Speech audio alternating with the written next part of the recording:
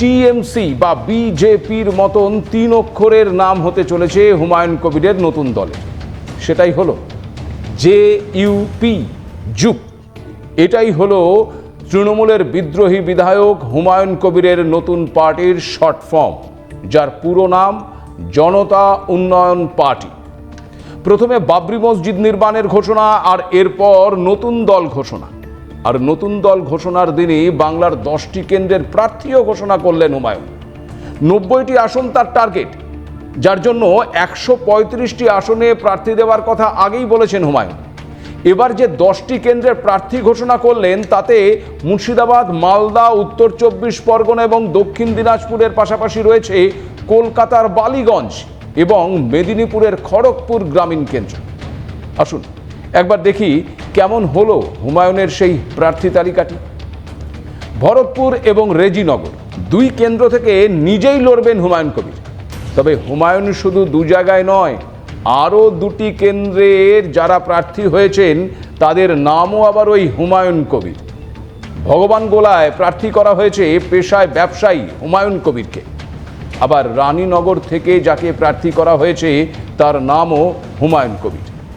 মুর্শিদাবাদ কেন্দ্রের প্রার্থী করা হয়েছে মনীষা পাণ্ডেকে, আর মালদাহের বৈষ্ণবনগরের প্রার্থী করা হয়েছে মুস্তারা বিবিকে।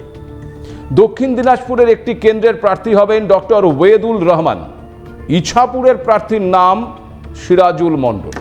আর কলকাতার বালিগঞ্জ থেকে প্রার্থী হচ্ছেন নিশা চট্টোপাধ্যায়। আর খড়গপুর গ্রামীণ কেন্দ্রের প্রার্থী হল ইব্রা হাজি। প্রাথমিক এই প্রার্থী তালিকা থেকে হুমায়ুন বার্তা দিয়েছেন যে তার দল মূলত মুসলিমদের উন্নয়ন নিয়ে কথা বললেও দলে থাকছে হিন্দু প্রার্থী এবং মহিলারাও।